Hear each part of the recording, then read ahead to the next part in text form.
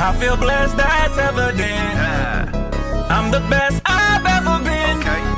So if they ask you how I feel, what's up? I'ma tell you I feel amazing. I feel blessed, that's evident. I'm the best I've ever been. So if they ask you how I feel, what's up? I'ma tell you I feel amazing. I feel blessed, that's evident. I'm the best I've ever been. I am. So if they ask you how I feel, what's up? I'ma tell you I feel amazing. I feel blessed, that's evident. I'm the best I've ever been.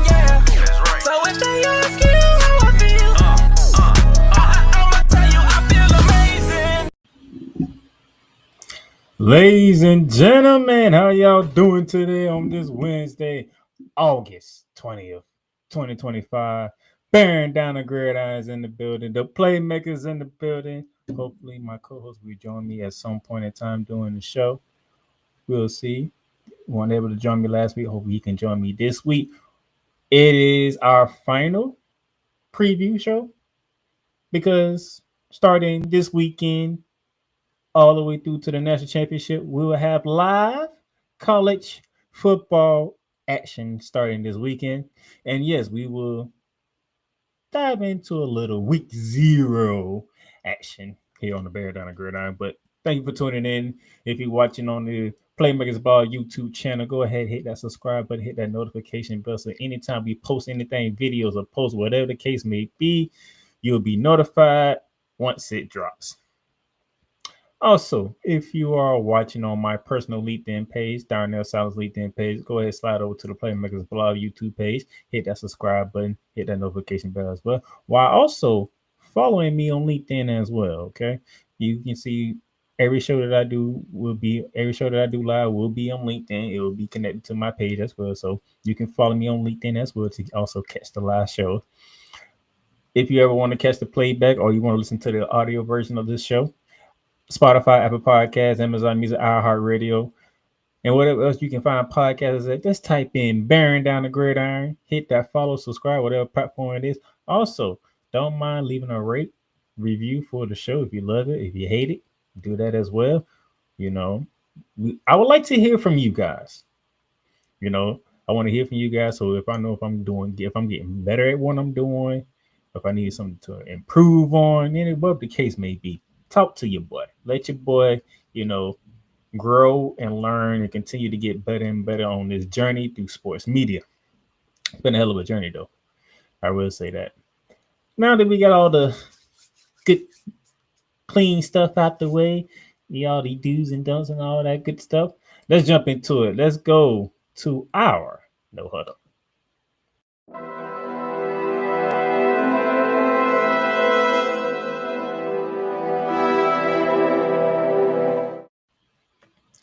And as we go into the No Huddle, ladies and gentlemen, we're going to kick it off like this.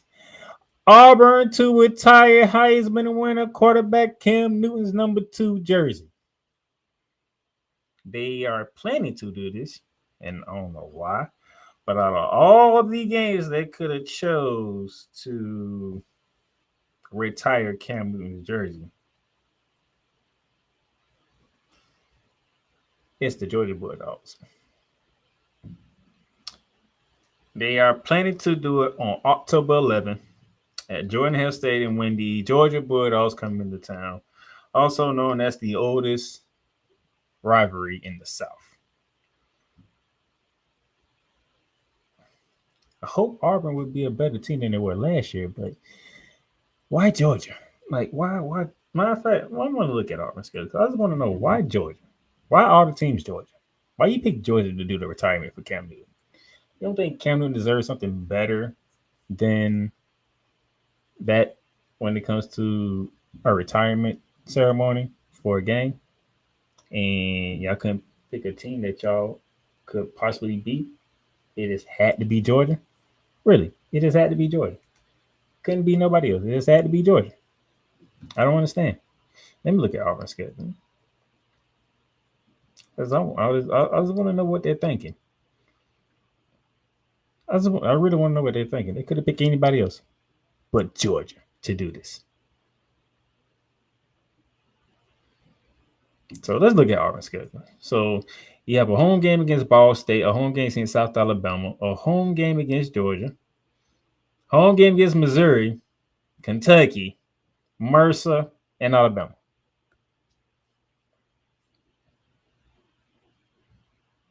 You couldn't pick Missouri, couldn't pick Kentucky to do this game. Like those, like the next two home games out there, you play Georgia. You couldn't do it those. Jeez, Georgia.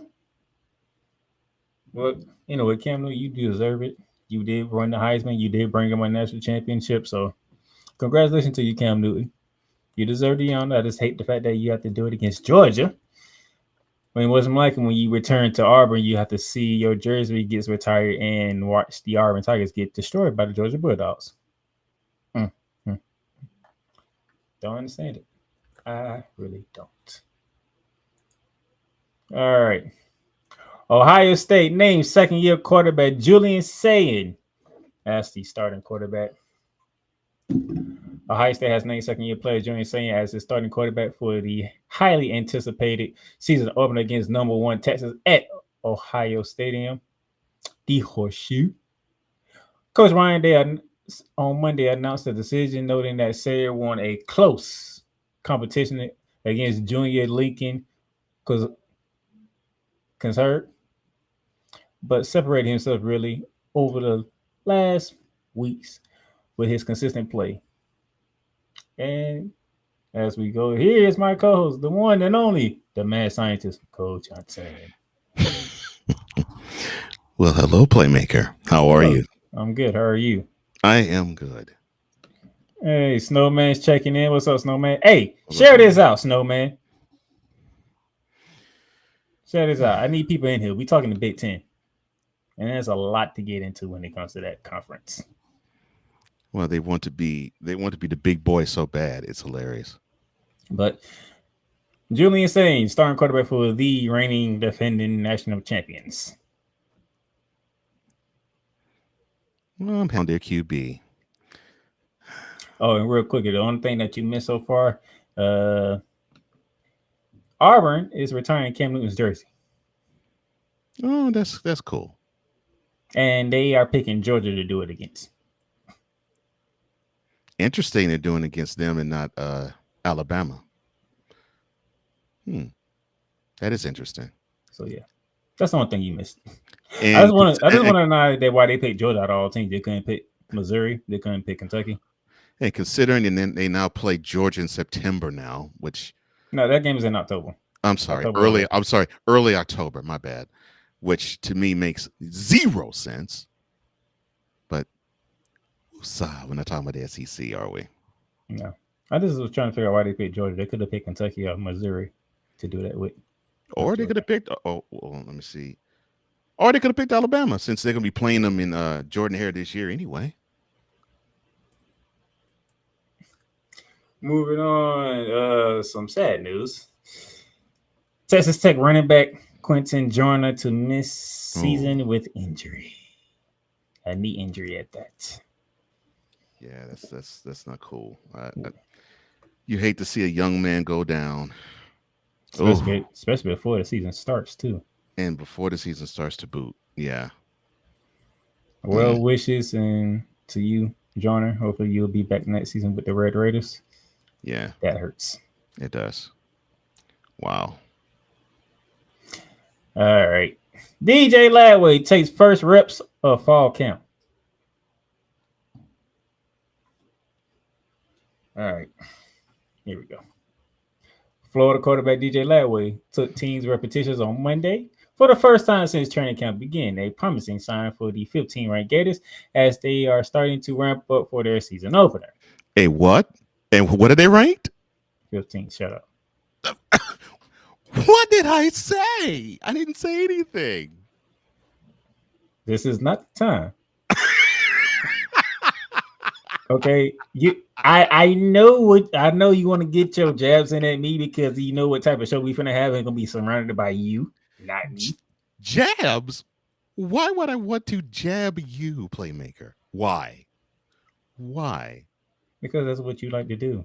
That's your favorite thing to do now. That's not a jab.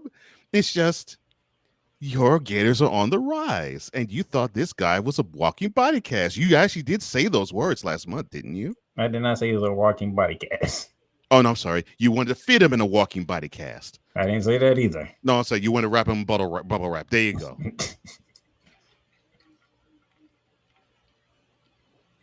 The sophomore has been quote unquote modified in practice for 3 weeks, limited to throwing mostly on the side and in individual drills. It was the latest injury of the Heisman Trophy hopeful who missed spring practice with the shoulder injury after undergoing sports hernia surgery. Whew, man, that's painful. Like I said, wrap him in bubble wrap. But he's playing. He's out there. You shouldn't do this doom and gloom thing you do with your team, sometimes with the Rams, and definitely with your Brooklyn Liberty. I mean, it's just, I don't understand this playmaker. This is coming from a Longhorn fan who is mad because they ranked number 1. You don't. Woosah, you're correct. I'm telling you, I don't know why you trying to take shots at me while you know what's going to come to the show. I am not taking shots at you. That's what I'm trying to say. I am not taking shots at you. I'm just putting forth the facts in front of the people. Putting forward the facts of the show. He's missed. He got injured. We lost to Georgia. Okay, so last year, yes, he got injured, and he was playing well, and they lost to Georgia in the world's largest tailgate. I know they don't call it anymore. Lost his cocktail. I get that. Fine. Your disappointment for not being able to say that name. Yes, it is upsetting me. But largest outdoor cocktail party. There you go. Finally, took me 15 years to actually say the doggone name.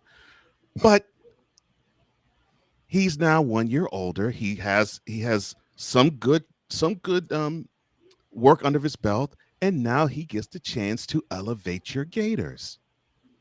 And you want to wrap him in bubble wrap. Yes, wrap him in bubble wrap. We play Long Island University, so give him a quarter, take his butt out, treat it like it's preseason. We should be able to beat them with the backups. If we can't beat them with the backup, we have a problem in Gainesville. Let the young man live. I'm letting him live. Please let the young man live. I'm letting him live. He can fully get some reps in when we play South Florida the following week. Which will get him ready before we go take on freaking LSU in Death Valley. Fine. But he is your guy. And he seems to look fine. So what's the problem? All I said is wrap him in bubble wrap. That's all I said. I didn't say he was injured. I said wrap him in bubble wrap. Oh my gosh. You want this dude to be looking like an astronaut. That's a shame. You should be ashamed of yourself. To call yourself a Gator fan, you should be ashamed of yourself. No, I shouldn't. Do we really need him against Long Island University? Okay, fine. No, you don't need him for that game, but it would be good to have him get a couple of reps. I said maybe quarter or a quarter and a half. I said first quarter. Like I said, don't play him out. I say let him play the first quarter and take him out. When you say bubble wrap, that basically means you want him to not even see the field at all. If you don't want to see the field against Long Island State, I won't complain. It's Long Island State. We play South Florida. We play South Florida week 2. Okay. Okay, so you play 2 directional schools before you actually have a game that's going to be pretty competitive. It's not like I'm telling him don't play week 1 and then we got to go play Tennessee or something the following week. That is true. You don't have that. LSU, of course, on the other hand. Yeah. That's week 3. He still has South Florida, so he still can get the reps in. Oh, I forgot. We're at week 0. Oh, Lord.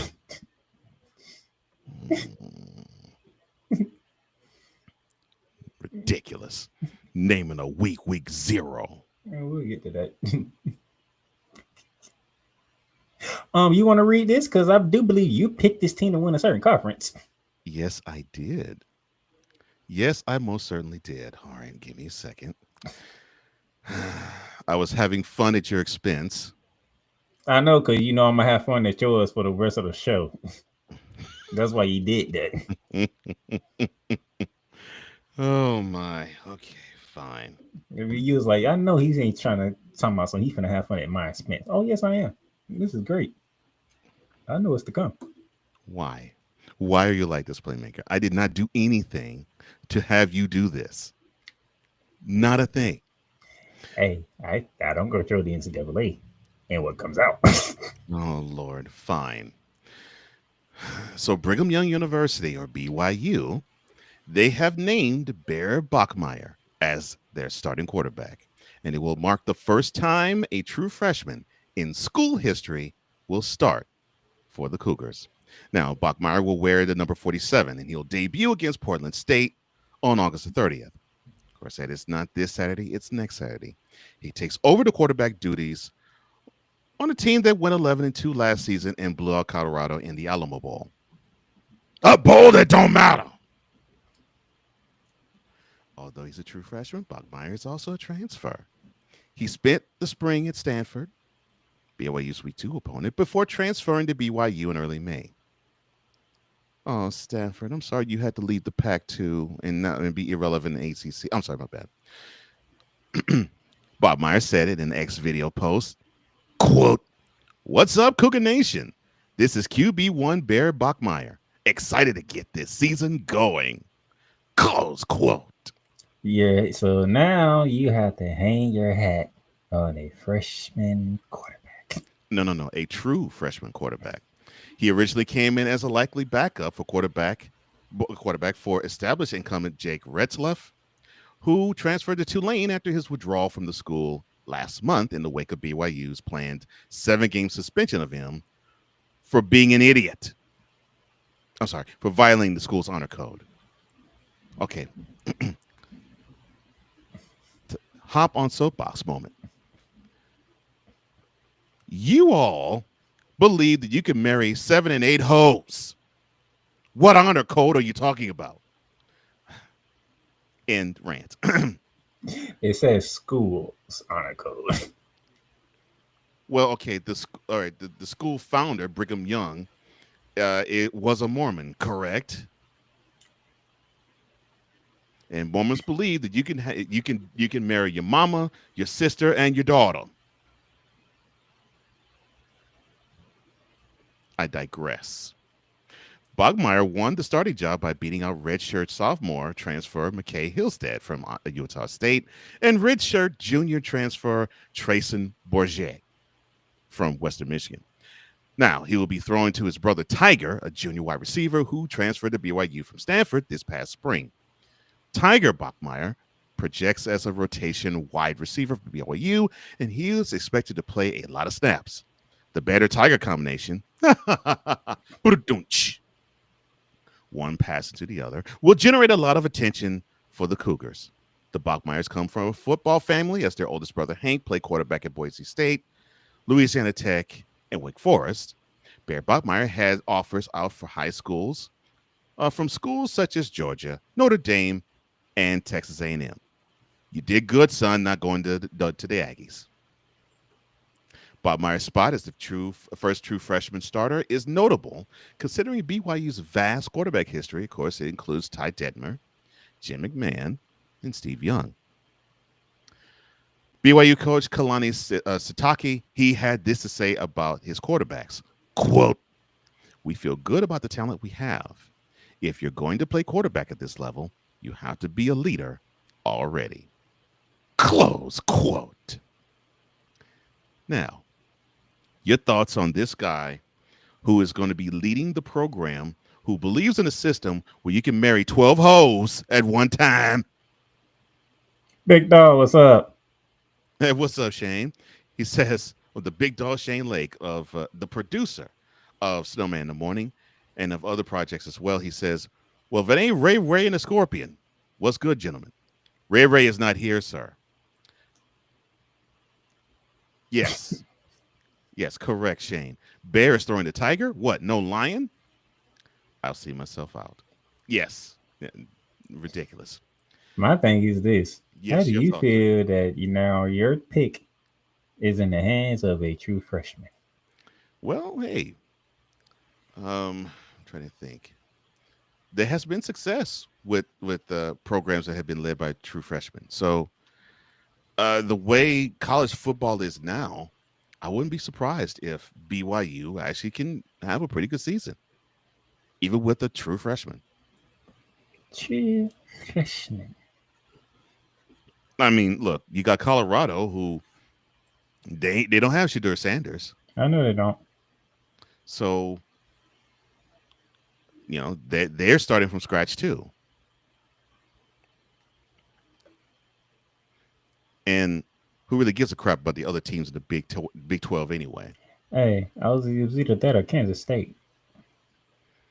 I stress again, who gives a crap about the other teams in the Big 12? Yeah, you got like Kansas State taking a straight. I thought. Okay, yeah, they'll take a straight here.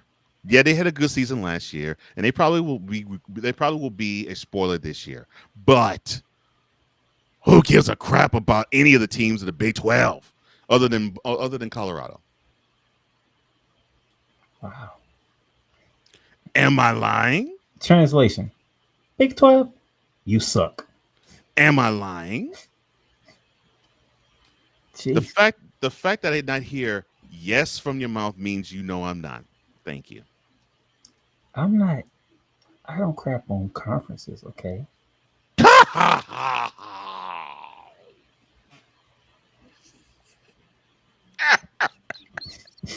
Don't tell that bull-faced lie right now.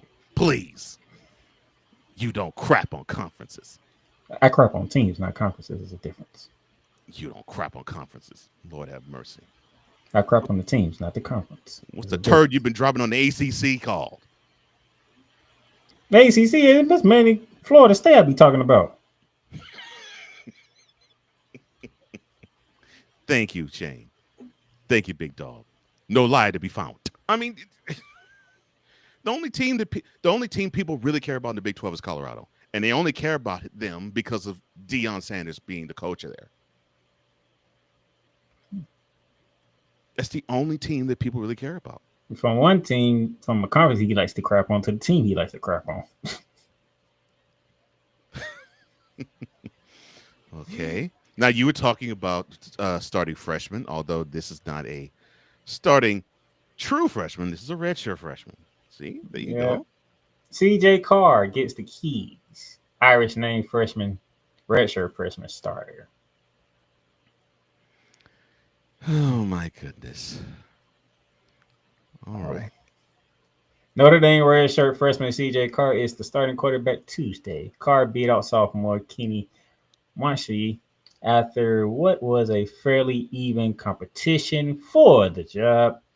Carr, whose grandfather is former Michigan coach, Lloyd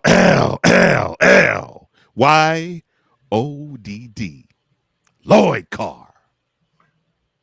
will make his first career start at Miami August 31st. Oh, I'm sorry. I spelled Lloyd with a whole bunch of L's because that is how his name was spelled after taking one after another L to Ohio State as he was the head coach of Michigan. A former ESPN 300 recruit in the class of 2024, Carr made one brief appearance last season at Purdue in September. He replaces veteran Ryan Leonard, who helped lead the Irish to the national championship game last year.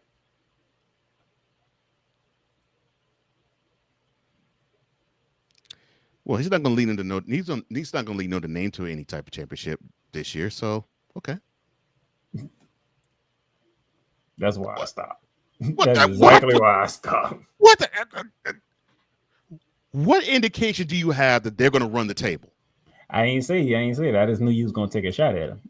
What? I knew you was gonna do it. I No, knew it. no. What indication does that team from South Bend give you that they're going to run the table? Because they're going to stub their toe somewhere along the way in the season. like Northern Illinois. That like they did last year. At home to boot. At home to Northern Illinois. And no business losing in that team at home like that. And he would not let it go for the entire season. I was like, that loss right there. That proved you loss did not happened deserve in that loss happened in not week miss 2, September. and he carried it all the way through the season. To January. Yeah, you doggone right I did. Because I'm like, you don't deserve to raise that silver cylinder. You don't deserve to raise that up. If you're gonna lose to Northern Illinois, you might as well just forfeit the rest of the season. He has a habit of some things happen, and he would not let it go. He would just won't let it go. I'm sorry. That just upset me and irked me. It just irked me. All right, going from the team that you like to take shots at to the team that you definitely taking shots at. On a serious note, I do not take a shot at Texas. How dare you? I do not take a shot at Texas. you know, I forgot to post that clip of him going off on Texas, but I still have it in the chamber, so I can post that at any given moment. I did not take a shot at Texas. That's your own team. You definitely took shots at your own team. I did not. And then it made it worse when you found out I picked them to win the conference. I did not take a shot at. Okay, fine. But you got to get to your quarterback. There's so much speculation about Texas quarterback Arch Manning's future in the media and even with his own family that it can be hard for him to keep up. That's why on Tuesday, he insisted that he's not plotting out how long he'll stay in Austin or when he'll enter the NFL draft, despite his grandfather, who's Archie Manning. His recent prediction to Texas Monthly Magazine that he'll be with the Longhorns through the next season. Arch said, quote, I don't know where he got that from. He texted me to apologize about that. I'm really just taking it day by day right now. Close quote. Do you know why that young man's taking it day by day? Because he figured he was better than Mr. Ewers last year. And he did spot up duty last year. And I know he's pissed. He didn't get a chance to take that team by the horns, literally, last year. I'm sorry. That was an article. Archie Manning clarified to ESPN's Dave Wilson that he was merely responding to various media reports about his grandson's future, not making any declarations. He went on, Archie Manning went on to say on ESPN, quote, I thought that this thing that I said was not to name Arch to postseason awards and to start placing him in the NFL draft was ridiculous when he hadn't played. But then, of course, the fact that I said that he might be a Texas, that's just an assumption on my part. Look, Arch and I have a really good grandson-grandfather relationship, but I haven't been part of this football journey. Close quote. Arch Manning has been careful while talking about his future as he leads the number one ranked team as the full-time starter after playing behind Quinn Ewers the last 2 seasons. Manning enters this season as the early favorite for Heisman Trophy. He has endorsement deals worth millions and comes from the most famous quarterbacking family in football. Archie, Peyton, and what's that Make-A-Wish guy? Make-A-Wish patient guy. Oh, yeah, Eli. Why is Eli catching a stray? Add that together, and Arch Manning is shouldering the biggest spotlight of any player in the country. Texas opens the season next Saturday against number 3 ranked Ohio State in Columbus after losing to the Buckeyes in the national playoff semifinals in January. Jeez, Eli getting a stray. What Eli you would do? I'm sorry. I'm sorry. Manning is also very close to his grandfather, despite any confusion about whether he's destined for 1 or 2 seasons as a Texas starter before heading to the NFL. Manning did note Tuesday how Archie is always giving him advice on how to avoid taking big hits to prolong his career. Arch said, quote, those hits add up. My grandfather, he's hobbling around these days. He ends every call with, get down or get out of bounds. Close quote. I'm sorry. Eli looks like he is a Make-A-Wish patient. I'm with Big Dog on this one. Jeez. Big Dog Shane Lake says, Cole, your gun is still smoking. So, explain that. Come on. Every time you see, don't you mean tell me every time that you see Eli Manning on the screen, you don't hear in the arms of an angel, fly away in the arms And of an angel. You mean tell me you don't hear that? there's a region that do not agree with you, sir. Make a Wish guy. I'm a New England fan. He's a Patriots fan, and Patriots, Celtics, and excuse me, and Bruins, and and of course and doggone it, Red Sox. Red Sox. Thank you. I couldn't remember the sport that I've omitted. He probably is a Boston College guy too, and he says, "Look, I'm a New England fan, and his name is burned into my brain. I know why, because." Because the guy that every New England fan drops the two knees, opens their mouths, and sucks and shuts the joystick off of, he was beaten twice by that Make-A-Wish kid. Eli catching strays. The Big 12 catching strays. But we ain't even get to the Big 10 yet.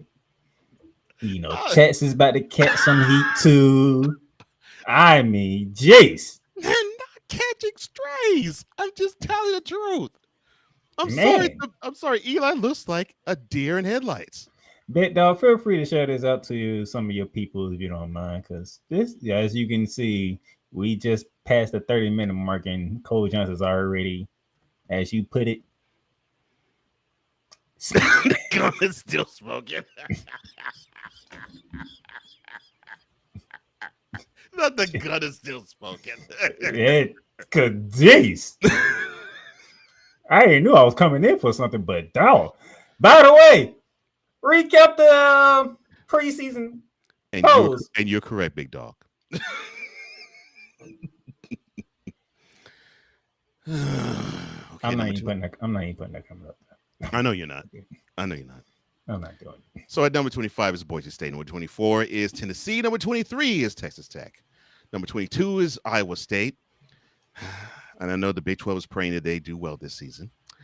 And ranked number 21 is Ole Miss. 20 is Indiana. 19 is Texas A&M. 18 is Oklahoma. They should drop faster than a pair of 70-year-old women's behinds and breasts. Number 17 is Kansas State. Number 16 is SMU. Number 15 is the Gators from Florida. Number 14 is Michigan. Number 13 is South Carolina. Number 12 is the Illini. That's right, Illinois. Knocking on the door to a Big Ten. Top 10. Another one. Number 11 is Arizona State. Ranked number 10 is the U, Miami. Number 9 is LSU. Number 8 is Alabama. Number 7 is Oregon. And then you have number 6 at Notre Dame. And rounding out the top 5 at number 5 is Georgia. Number 4 is Clemson. Number 3 is Ohio State. Number 2 is Penn State. And number 1 is Texas. Get these preseason rankings off of my set. It gets even worse. Longhorns are week 1 underdogs to Ohio State despite number 1 ranking. Who of the two said they would be? Say it, Playmaker. Say it, son. Who? If this stands with it, most likely it's going to stand. I don't see nothing changing by next weekend. Who of the two said this? Texas will be making history. I did. I said it. It's since Playmaker is not going to say it. I said it. You set this team up for failure. Having to be the number 1 ranked team, have them go to the shoe, and have them get dogged down by them. But it's not all bad, sir. It's not all bad, Mike. It's not all bad. Because an hour before showtime, this happened. CFP selection committee to use enhanced metrics. The college football selection committee will announce its first 6 rankings on November 4th using enhanced measures to help evaluate schedule strength and how teams perform against their slate. What's the advanced measures they're going to use? Common sense. In the current That's a schedule yes. strength method, more weight will now be applied to games against strong opponents. A new added metric of record strength will help the committee determine how teams perform against their schedule, rewarding those that beat higher quality opponents while minimizing the penalty of losing to one. I'd rather see Patriots fans drop to their knees and suck Tom Brady off. These changes will also provide minimum rewards for teams beating loyal quality opponents while imposing a greater penalty for losing to one. Like Alabama and Oklahoma. Sorry, I had to get that off my chest. So, again, Texas takes an L next Saturday in the shoe.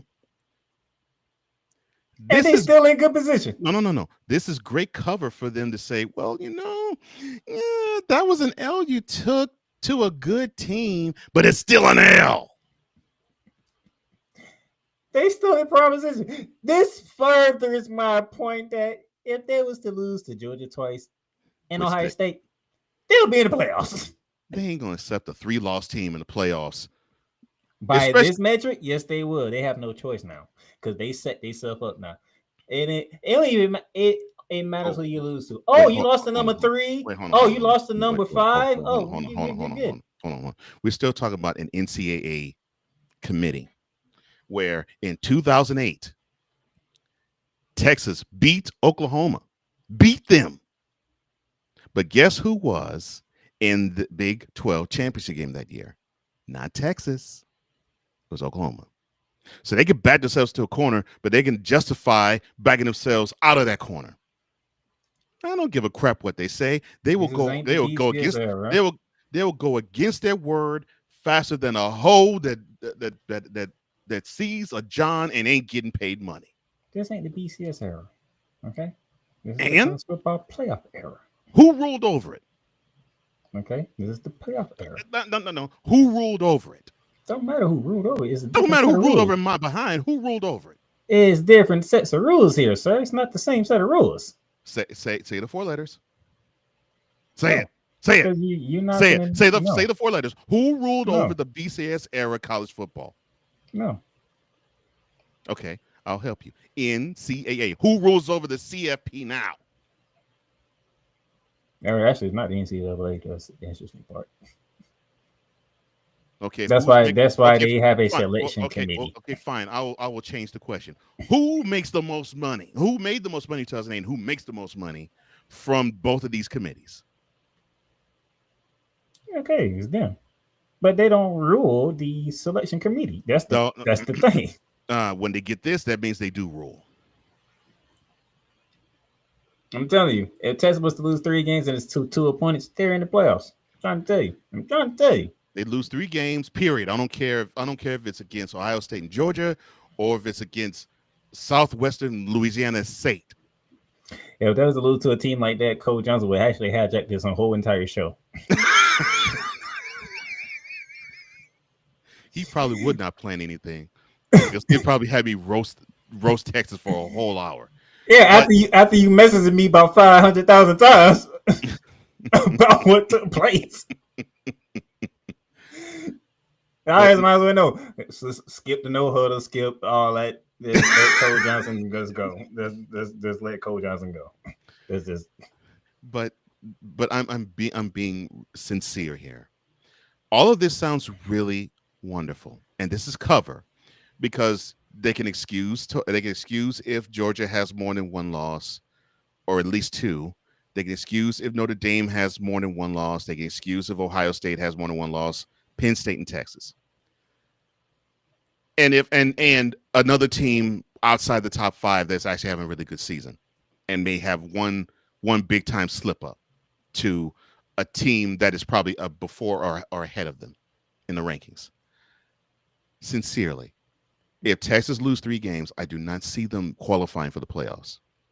Because I don't think they will consider them to be one of the 12 best teams if they have 3 losses on their schedule. I'll put it like it depends where the 3 losses come at. Okay.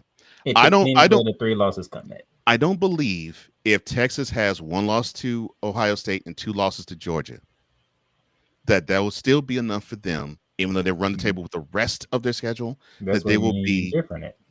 I believe that they will have to be in the Alamo Bowl. That's what me and you differ. Or they'll have to be in the Pop-Tarts Bowl, or they have to be in the Sun Bowl, or they be in a bowl that we don't give a crap about. You bringing all the clips today. Not the rose, not the sugar, not the peach, not the orange, not the Fiesta, and not the cotton. Those are only 6 bowls that matter. They're not going to be in any of those 6 if they lose 3 games this year. Even if it's 1 Ohio State and 2 to Georgia.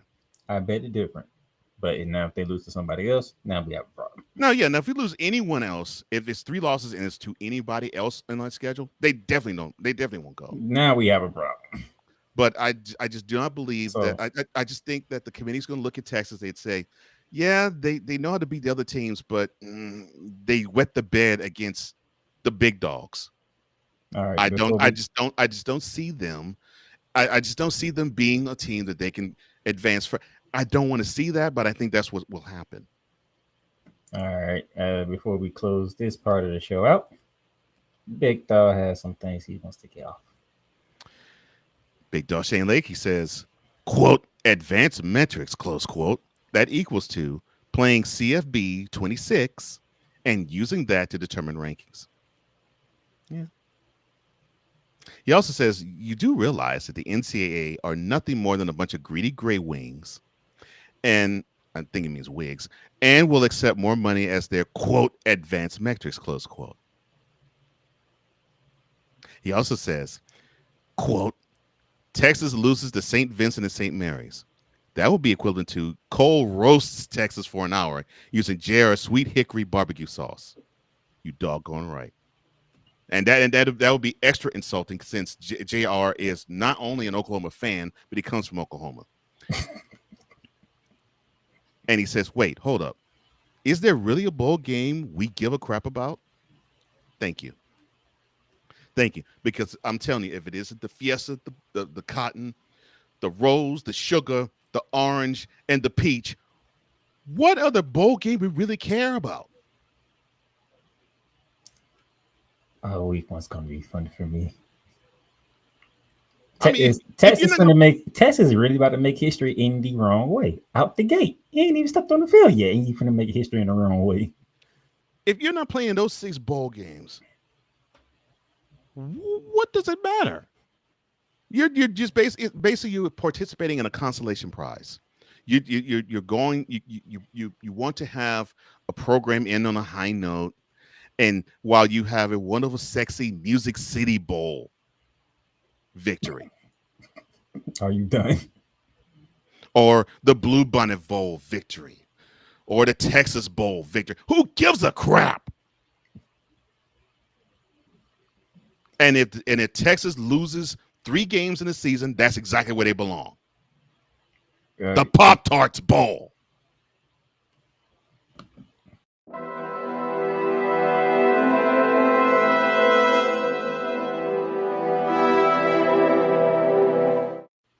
The Taylor Swift Pixie Dust Bowl. Do you got enough ammunition for the rest of the show? Do I have any more ammunition? Are you saying that I have just unloaded clips? I just unloaded the clip. You've been unloading since you popped in. Do I need to go back to Shane's comment? Saying that I emptied the clip? Where it is? There it is, right here. Earlier in the show, Shane said, Cole, your gun is still smoking. So explain that. I'm just pissed at a lot of things NCAA. Just pissed. And that's just the beginning of it. We ain't even get to the fun stuff yet. And then Playmaker had the nerve to rub Arch Manning in my face, and then I had to see his uncle Eli, and I had to think, I did not rub it in your face. It was on ESPN, and I noticed. I said, "Well, that's news. So if it's news, that means yeah." I had to see Arch's uncle Eli, and then I just went to Make-A-Wish patient. Now to the Big Ten, the home of the last two national champions. The whiniest pieces of crap in all NC. I'm sorry, my bad. Woosah. Yeah, A wonderful conference. I need you to Russo. Hold on. That's what I'm saying. A wonderful conference. First order of business.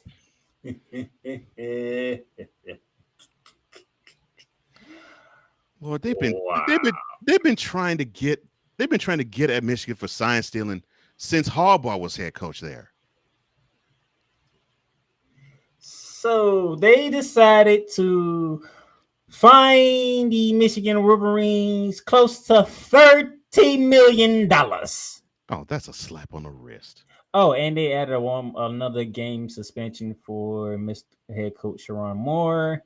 And then they did a 8-year show cause for Jim Harbaugh, and they did a 10-year showcase for Connor Stallions, and there's a lot of different feelings about this ruling from the NCAA. One of which is exactly what Cole Johnson said. So, matter of fact, before you know what? I'm going to combine the two before I press something here. That's just part one. Let's go to part two because the other one does involve the Big Ten as well. They want the idea of going to 24 to 28 teams for the college football playoffs. See, this is an example of a big boy wanting to impress everybody else. Hold that thought. I'm a whole.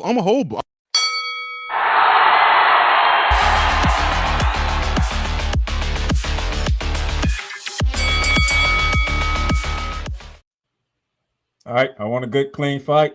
NCAA, Big Ten, you had your shot. Cole Johnson, it's now yours. And fight! So here we are. The Big Ten wants to flex their muscles, and they can, considering that the last two national champions emanate from the Big Ten. Cheaters. I said the past 2 years. Cheaters. This past January, it was Ohio State. The January before, it was Michigan. And cheaters. And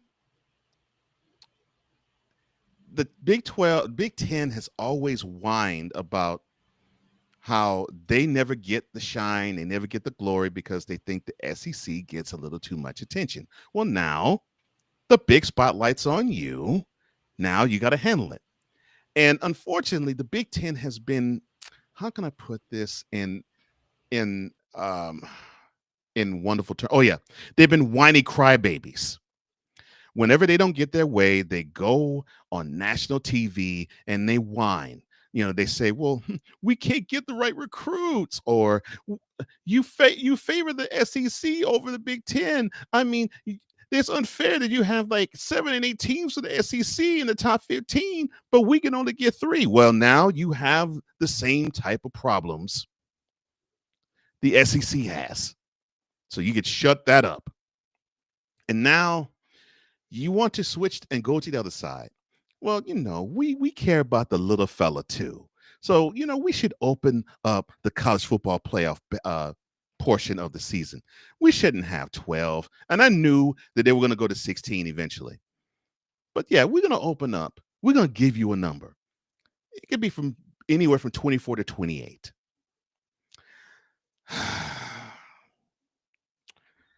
Here's what I have to say about that.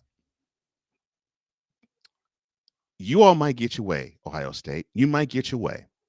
And obviously, Michigan got their way because they got their hands just slapped.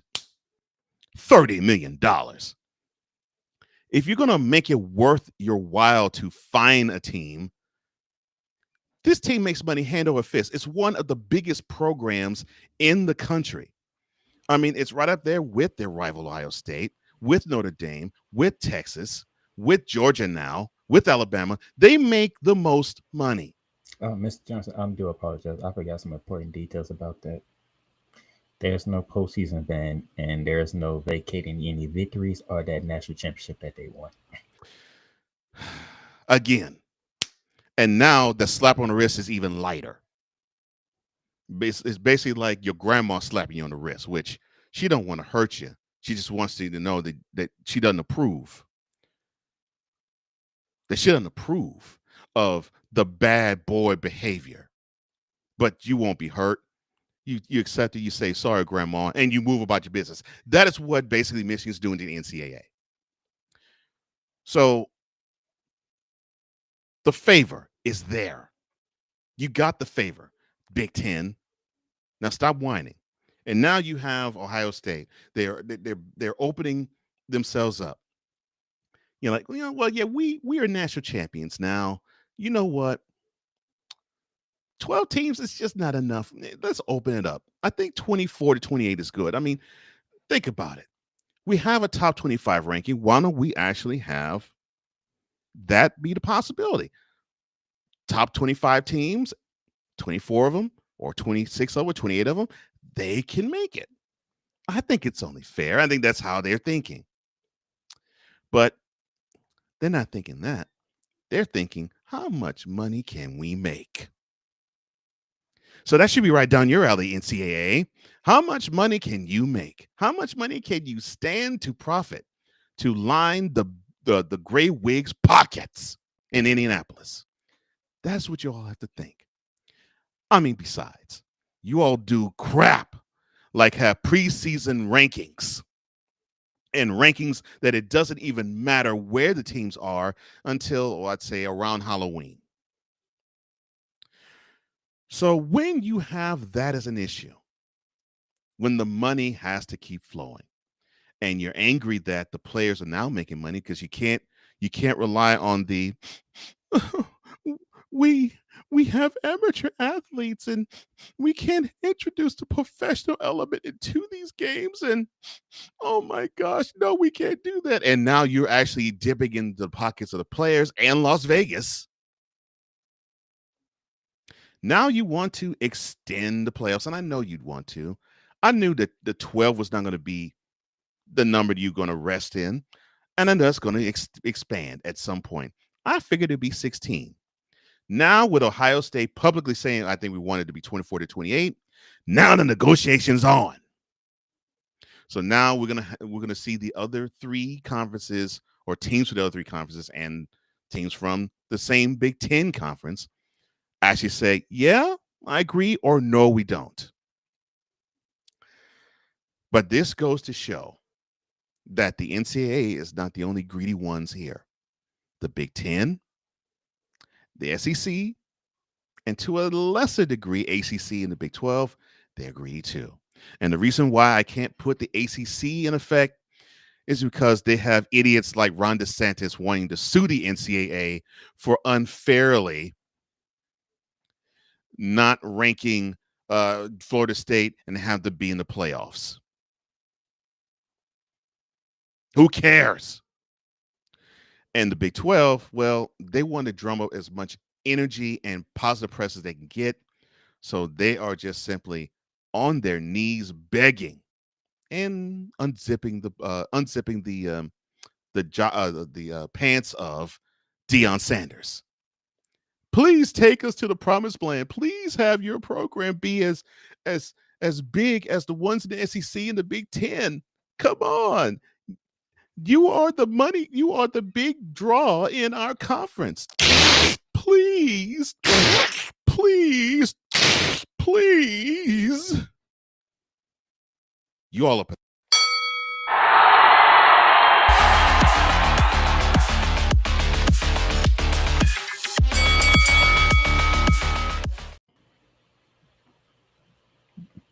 Stop the fight. Stop the fight. Stop the fight. Stop the fight. Now you asked if I had any more in the clip. You asked. You asked. Stop the fight. You asked that question. You stopped me. You asked that question. I'm glad I came up with this segment. I'm so glad I did. I can know it, and I know what it first feels like. Like, stop. This match is over. TKO, critical knockout. Cole Johnson. Oh my gosh. The Big Dog says Big Ten wanted more teams in the CFP. Sounds like they want to make sure the title stays in their house. Great little sum. Easy, dog. Easy. Yeah, I'm the same, brother. I'm the same. What's up, my man? Met Alex. Like, Mr. Casual highlight himself. Al High. What's up, my man? This is what's up, good people. Met him down in New Orleans for the Super Bowl. Talk about good people, man. That's a wonderful guy right there. It's good to see you, Al. I had to stop that one. That man said that man went to that say was a oh what? Okay, we're done. We're done. Okay. You had the nerve to ask me if I had more in the clip. Hey, this is why I created this segment, though. I can be a ref. I can stop it when I need to stop it. And I have more coming. I know you did. Shade said the ref has stopped the fight at 4:55 the first round. Winner by technical knockout, Cole Smoking Gun Johnson. But I mean, the Big 12 is like they are crossing their fingers. It's like, come on, Dion, bring the Big 12 to prominence. Because if you go high, we go higher. Come on now. They're sliding all their chips in Boulder. Yeah, they are, but we are not talking about the Big 12. No, I know we're talking about Big 10, but the point that I was making was that the Big 10, they now are the big cats, and they want to be even greedier. Yeah. As mentioned earlier, home of the last two national champions, one being the Ohio State Buckeyes in 2024, but that was not the one who won the Big 10. No, that was Oregon. The Oregon Ducks in their first season in the Big 10 conference, they won it, and they did it over Penn State. Yeah, and they were impressive all throughout that season until the first half of the Rose Bowl.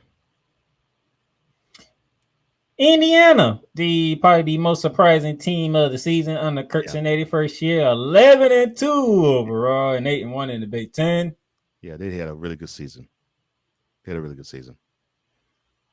But now we get to this season in your non-conference slate. Nebraska is at Cincinnati. The aforementioned Texas at Ohio State. Yeah, the Texas L in Columbus. A sneaky game. Northwestern got to go to New Orleans to take on Tulane. Utah, UCLA. A big Pac-12 game. Oh, sorry, that conference no longer exists. I'm sorry. It's the Pac-2. I'm sorry. The Cyhawks will be in Ames, Iowa this year. Illinois is in Duke. Down in Cameron. Why you gonna sound like old man? Illinois. The Oklahoma State Mullets. Oh, my bad. The Oklahoma State Cowboys. You had it right the first time. Are at Oregon. The Mullets. I love it. The Wolverines going to Norman. This probably be the only time Cole Johnson will ever be a Michigan fan. Yeah, I don't hate Michigan, but yeah, this will be one of the active times I'd root for them. Yes. Wisconsin is going down to Tuscaloosa to take on the Crimson Tide. Oh, so that was a home and home. Okay. Mm-hmm.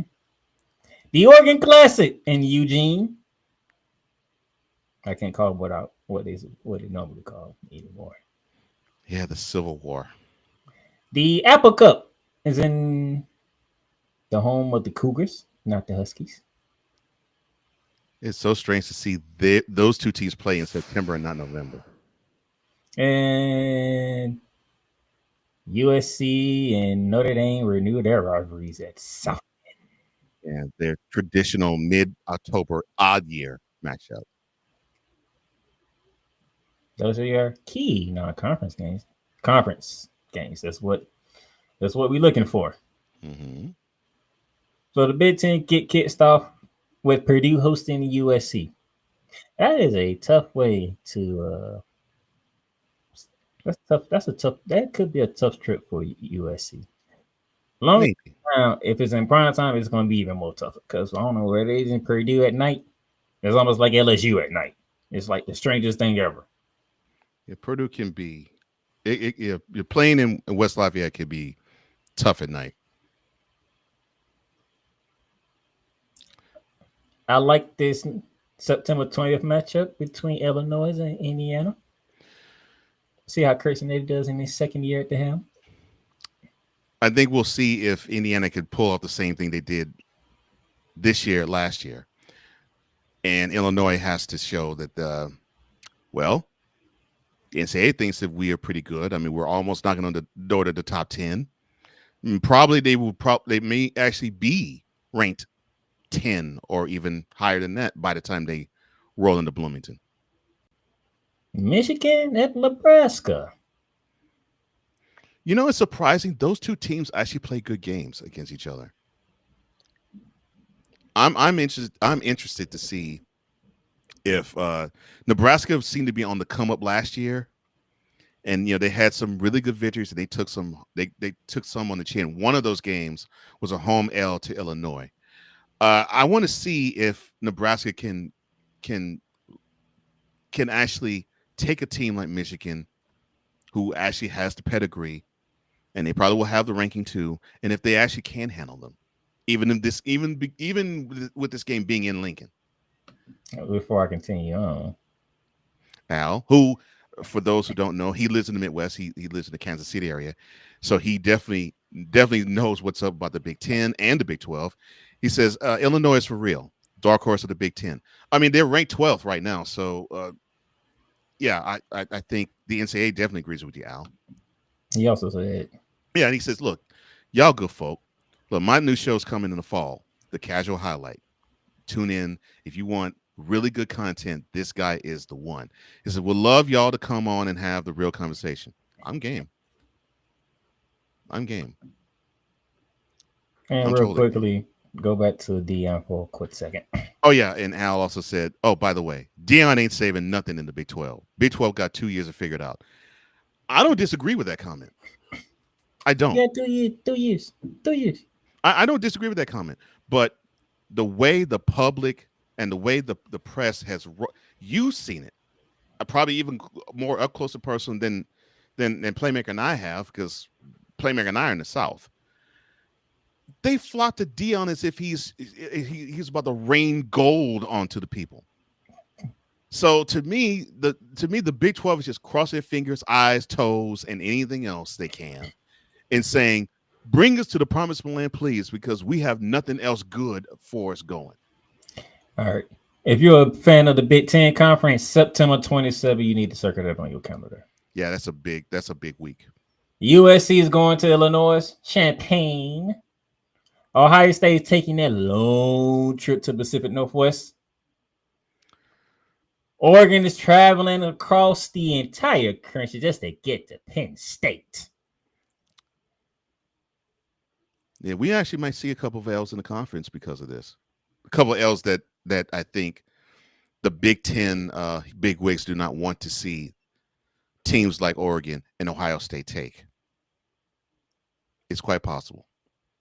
And speaking of Penn State, February 4th, they go across country and they go visit UCLA in the Rose Bowl. I think they can handle business there. They did well last year when they had to make that trip to LA to play USC last year. I think they welcome doing this. I think they will welcome it. They'll take the challenge on. They'll go to Pasadena. They'll go to Rose Bowl and say, yeah, we're going to be coming back here in 3 months. Another date you want to circle? October 11th. Ohio State is traveling to Champaign to take on the Final Nine now. That's going to be a really good game. Indiana goes to Eugene. That's a possible good game there. Yeah. Michigan takes the trip to LA. Yeah. And USC will have revenge on their minds because Michigan ran up, down, and through the sides of USC when they visited the Big House last year. And they still should have won that game. And USC still should have won it, but they couldn't stop a Cole, let alone the running game that game. October 18th could be trap week for the big dogs in the Big Ten. Penn State's going to Iowa. Oregon's going to Rutgers. Ohio State's going to Wisconsin. And I want to see if Ohio State gets tripped up at Camp Randall. Wisconsin seems to always have these teams that they test your physical mental. They want to see if you can come with the physicality. Ohio State seems to, I'll put it this way. Ohio State seems to be, Ryan Day, understand where I'm about to go with this. They seem to be a little softer on offense. They don't seem to have that punch. They seem to want to have explosion, which is fine. But I think you have to prove to teams like Wisconsin, yeah, we could punch you in the mouth too. And I could see a possible L happening because of that type of mentality. And they got to bring that physicality into Madison. I'm worried about Oregon going to Rutgers. I'm not worried about it because what is Rutgers? I mean, Rutgers is up and coming. That's what I'm saying. I'm not. Oregon is a Big Ten championship contender. Rutgers is not. So that's why I call it week. Yeah, but I think Oregon won't be. I think they won't suffer having the trap mentality going to Piscataway. October 25th is going to be an interesting one. Illinois is going to Washington, and then you have the battle for Michigan. The Paul Bryant Trophy. Yeah. Yeah, Michigan State. This will be in East Lansing. And Michigan has stubbed their toe often these last few years playing against them. They've had their fair share of success too, but they've seemed to really struggle. But we'll see if they come.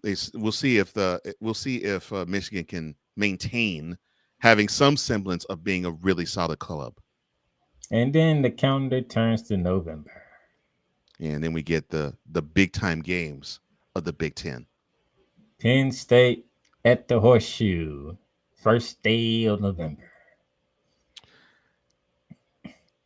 Penn State needs to get one of these games in Columbus. They need to get one of these games because it's getting to the point where when Penn State goes to Columbus, you pretty much know you can mark that as an L for the Nittany Lions. They got to go to the Horseshoe. They got to win. They got to win. I don't care how bad or good Ohio State is. They got to get a W in Columbus. They host Oregon at home. Mm-hmm. I don't think they played Michigan. They left up on that one. Yeah, and they go to Ohio State. And then we go to November 8th. If that game is at night, oh boy. And the game he's talking about is Ohio State at Purdue. Because if there's a single digit number in front of Ohio State and they going to West Lafayette, that usually turns into an L for whatever reason. And if it's at night, guaranteed that's going to be a blackout game. Whole stadium is going to be the whole stadium in West Lafayette is going to be decked out in black. So, for some reason, Ohio State going to West Lafayette for a primetime game doesn't work in their favor. Yeah, they eked out one and they got trounced in another that I can remember. That do not work in their favor. So, if that game's at night, you might have to tune into that one. Oregon's going to Iowa. This will be an interesting game because I want to see what style of play will emerge in that one. Oregon has like a hybrid type of offense, and I don't think that's going to change. They love to run first, but they love to run in space, if that makes sense. So that might play in Iowa's favor of pounding and pounding and pounding, but Oregon has the athletes. So that could be a disadvantage for the Hawkeyes. And then speaking of having rematches from the Pac-12, November 22nd, USC goes to Eugene.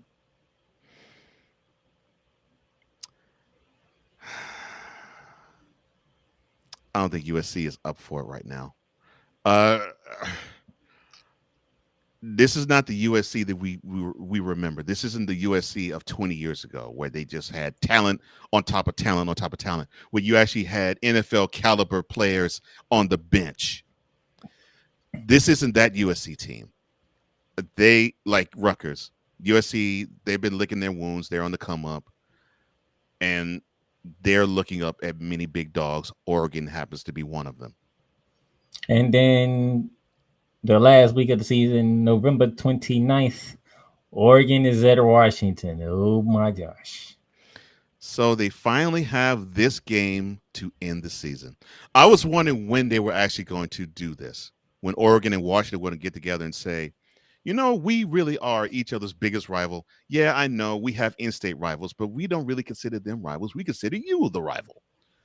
So it's about time that this rivalry gets the pub it deserves and it gets the platform it deserves, which I'm glad it finally is now. That's going to be so much implications on that game. And then outside of the battle for Los Angeles, Ohio State is at the Big House. Oh, that's right.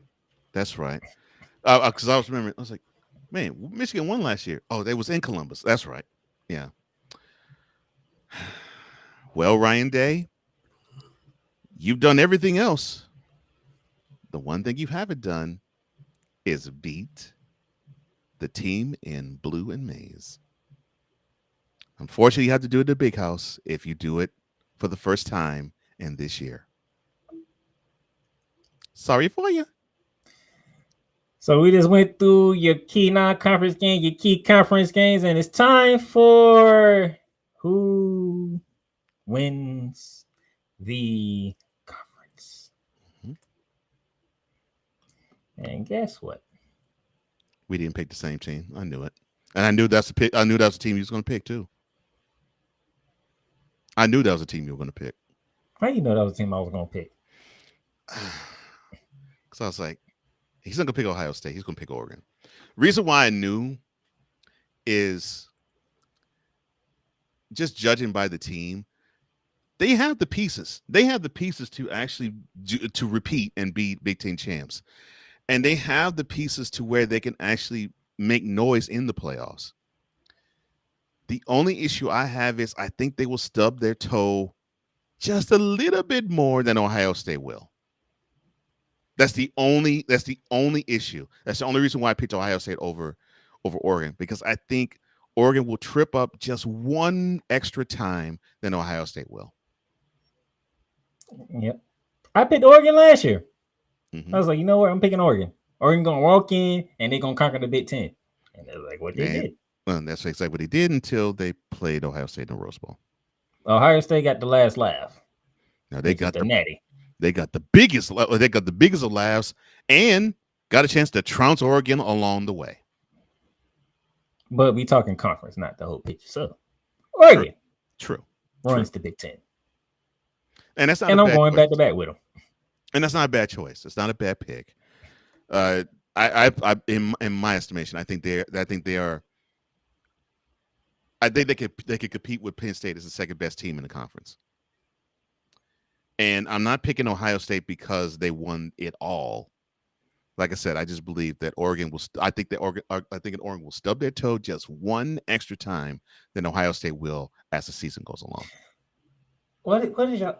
Okay, y'all do not want this answer. I'm telling y'all don't want this answer. But since y'all asked, the Penn State fans want to know why ain't none of us pick Penn State. Y'all not gonna like this answer. That's why I'm gonna let Cole Johnson answer this question. Y'all not gonna like it. Okay. I believe Playmaker's with me on this. We didn't pick Penn State to win the Big Ten because they can't beat Ohio State. I don't care where they play. They could play in Columbus. They could play in Happy Valley. They could play on the moon. It does not matter. When they see the scarlet and the red, and when they see the scarlet and the silver, the Nittany Lions crap their pants. They can't win big games. Last year's a really good example. They took an L at home against Ohio State, and then they went to they got to the Big Ten championship, and they played a really good game against Oregon, but they took an L there too. The biggest issue with Penn State is they have the talent, they just do not have the makeup to beat teams, and why beat the big teams, and why.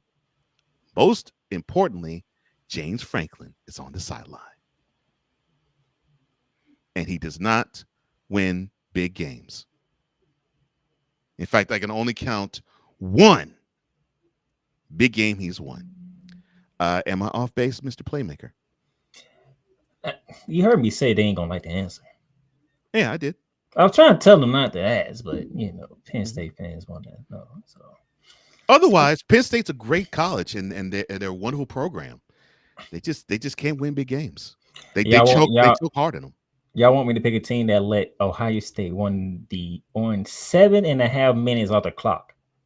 No. Let's get before that. So they have 1st and goal at the 1, and they don't even come close to punching it in before Ohio State runs the 7.5 minutes off the clock. 1st and goal at the Ohio State 1, and you don't even come up with 3 points, let alone 7. Get out of here. So Come no, on. I would not be picking Penn State no time soon. And you shouldn't. So you got our 4 conference picks, but wait a minute. There's a group of 5 that need to be represented. Memphis? Oh, I didn't think he was going to pick them. Look, here's my thing. With the group of 5, it's like a revolving door. You're not going to get the same team twice. No, you're not. So I'm like, Boise was last year. I need to find somebody else. Okay, Memphis, Tulane, or Liberty. I'm going Memphis. Tulane won the American last year. I could think Memphis wants payback. True. I don't disagree with your pick. I just didn't think you would roll with them. And going with the group of 5 is like playing Russian roulette. You just pick somebody and hope you're right. Yeah, and to me, Boise State is the sexiest pick of them. But I was thinking along those same lines. Yeah. There really isn't a group of 5 team that really impresses me. In fact, when Playmaker asked this question of me, I actually said Notre Dame on purpose just to irk him.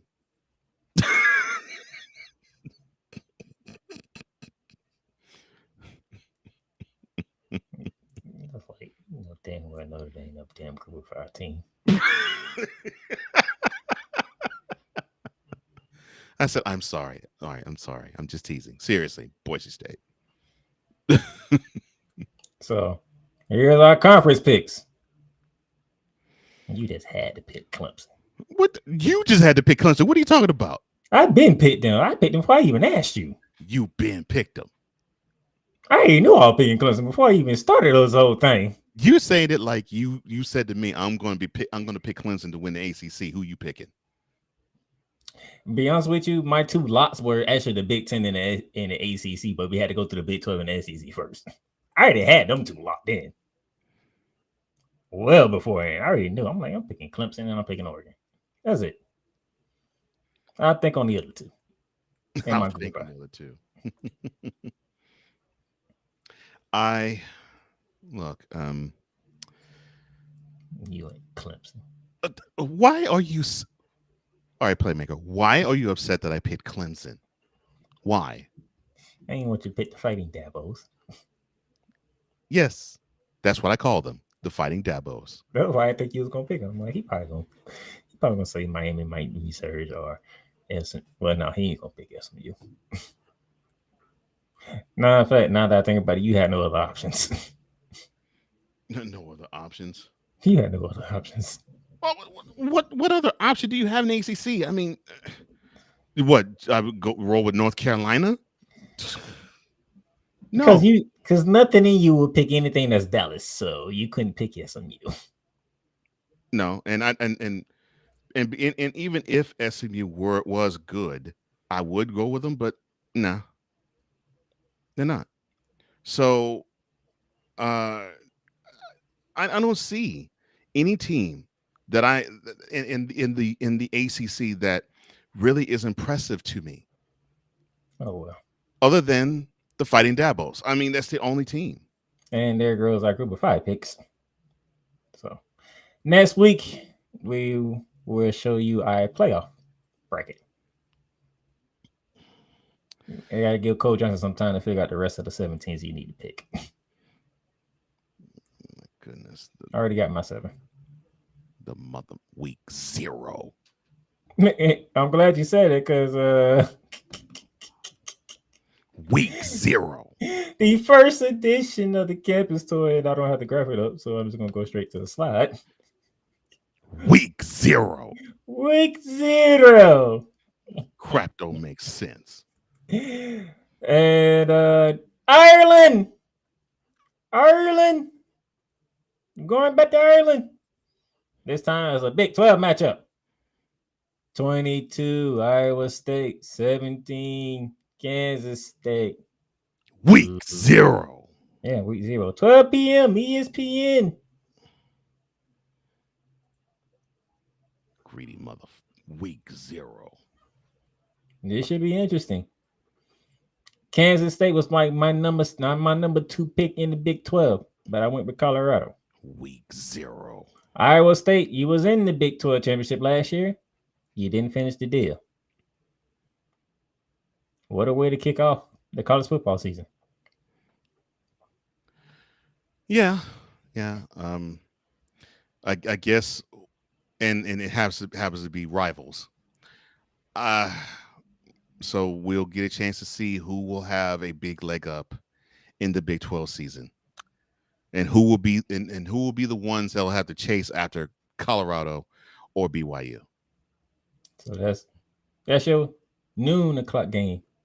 Your mid game, 6:30 on Fox.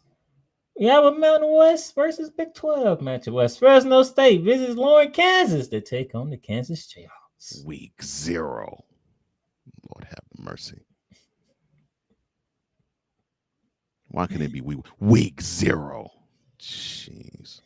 And finally, tonight cap, 7:30, CBS Paramount Plus, ACC Mountain Race. Stanford takes the trip to Hawaii.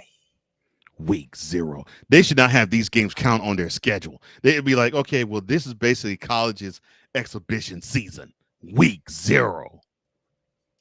That's why you're not seeing us make any picks. That'll be next weekend. Week 0. Lord have mercy. A bunch of crap. And before we get out of here, let's just let you know, Snowman, he'll be calling the Kansas State Iowa State game.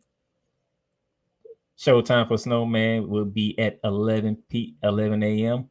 Kickoff is at 12, so get you there with Snowman Multimedia as he is back to covering games. And then he'll be covering the nightcap when Stanford goes to Hawaii. They take on the Warriors. So 2 games from Snowman Multimedia.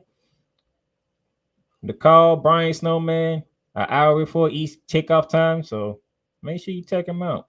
If you don't like hearing commentary, go to the Snowman. He give you alternate play-by-play. He's very good at what he does. Am I lying? No. Week 0. You still mad about week 0, sir? You right. Okay, think of it like this, sir. From this weekend on forward, it's live football. Okay. And yes, that's a good thing. But why would they I'm sorry. NCAA. I'm trying to help you out here. I'm sorry. NCAA is greedy. That helped me out even further. That's right. NCAA is greedy. Why you have to call a week 0? Week 0. So I guess now, if they played this past Saturday, I guess that's going to be called week -1. Don't let's not do that. All right. I get with you. What? What did I say? What did I say? You have an affection with the NCAA for their stupidity. No, I don't have an affection for their stupidity. They just seem to do stupid. And it's maddening how much stupid crap they do. It's maddening how much stupid crap they do. Yeah. I'm saying it's maddening how much stupid crap they do. Oh man. All right. That is Cole Johnson right there. I am the Playmaker. Weeks. Remember, if you're watching on the YouTube channel, hit that subscribe button, hit that notification bell, so anytime we post anything on YouTube, you get notified for it. If you're watching on my personal LinkedIn, Darnell Sallins, go ahead and follow me on there. Also, remember, Spotify, Apple Podcasts, Amazon Music, iHeartRadio, Wheelwise Radio. You can all the platforms you can listen to Bearing Down the Gridiron and wherever else you can find podcasts at. For Bearing Down the Gridiron, sharp takes, smarter debates, all college football. We'll see you next week to preview the opening week of the college football season.